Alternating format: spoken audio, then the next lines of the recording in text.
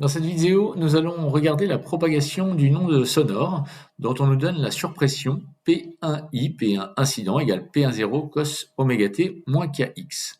Première question, écrire l'expression de V1i. On va ici la déterminer. On se sert pour cela du PFD linéarisé. D de V1 sur dt, ρ0 de V1 sur dt, égale à moins grade de P1. Et comme ici, la propagation se fait sur l'axe des x, moins d de P1 sur dx. Donc, ρ0 d de V1 sur dt égale, je dérive P1 qui m'est donné là-haut par rapport à x. Le cos se dérive en moins sin, mais il vient également le moins k qui multiplie x. Donc ça fait moins par moins, ça fait plus. Et le troisième moins qui est ici, soit au total, moins P10 sinus oméga t moins kx que multiplie k, la dérivée par rapport à x.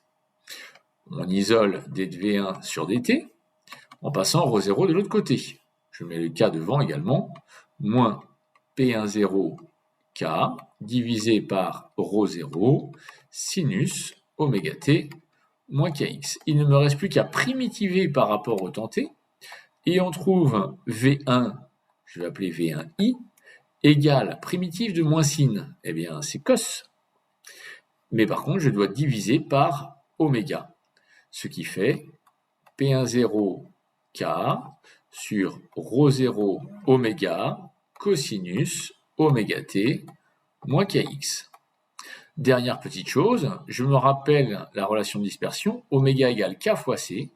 Les k vont s'en aller, il me restera petit c, la célérité de l'onde, ce qui permet d'écrire à la fin V1i égale P10 sur ρ0 c cosinus oméga t moins kx.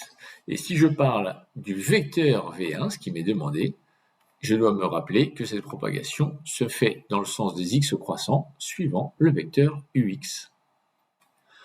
Petit 2, l'expression du vecteur densité d'énergie acoustique, pi, qu'on appelle aussi parfois le vecteur Poynting acoustique.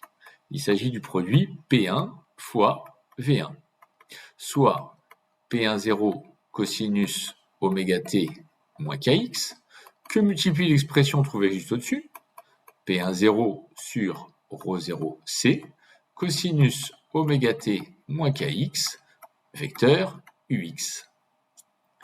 Soit le vecteur pi qui va être égal à P10 au carré sur ρ0 c, cosinus carré oméga t moins kx, vecteur ux.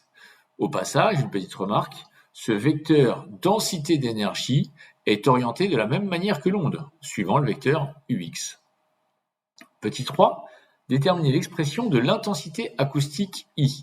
On rappelle que cette intensité acoustique correspond à la norme de Poynting en valeur moyenne. La norme de Poynting, c'est donc toutes ces expressions au-dessus sans le vecteur.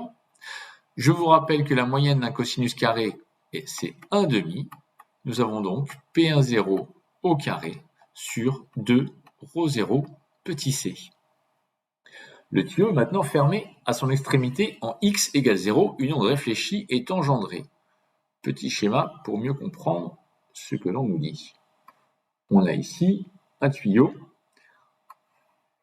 je symbolise mon axe des x, et on me dit que en x égale 0, ce tuyau est fermé.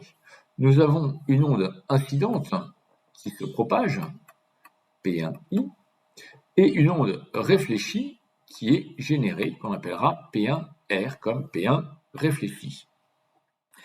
La question 4 nous dit écrire l'expression de P1r. Ce n'est pas très difficile, puisqu'elle a en gros la même expression que l'onde incidente en cosinus, sauf qu'on nous dit que son amplitude c'est P10', cosinus oméga t plus kx plus phi. Effectivement, l'énoncé nous parle d'un éventuel déphasage phi introduit par la réflexion. Puisque cette onde va se propager en sens inverse, dans le sens des x décroissants, je n'oublie pas de mettre un plus au niveau de l'expression. Après m'être fait un petit peu de place, question 5, on me demande de déterminer l'expression de V1R.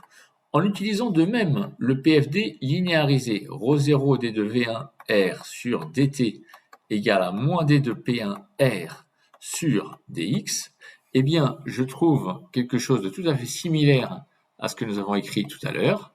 V1R égale à P1 0' cosinus oméga t plus kx plus phi, toujours dirigé suivant le vecteur ux. Attention cependant, un signe moins apparaît puisque à l'intérieur du cosinus, je n'ai plus oméga t moins kx, mais oméga t plus kx. Ce résultat se retrouve assez facilement en réutilisant le PFD linéarisé. Question 6. On nous demande l'expression, la vitesse v totale de l'onde incidente et réfléchie. Il s'agit bien sûr de V1i plus V1r, soit P1 0 cosinus oméga t moins kx, ux, moins P1 0' cosinus oméga t plus kx plus phi ux. On a rassemblé ici les deux résultats précédents.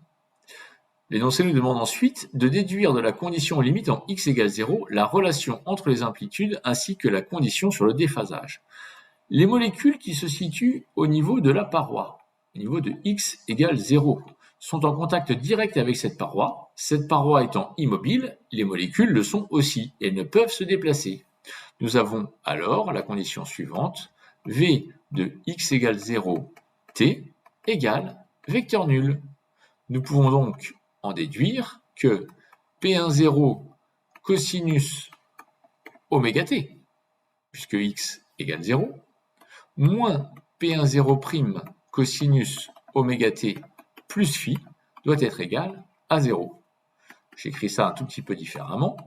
P1 cosinus oméga t égale P1 cosinus oméga t plus phi. Cette équation doit être vraie à tout instant t.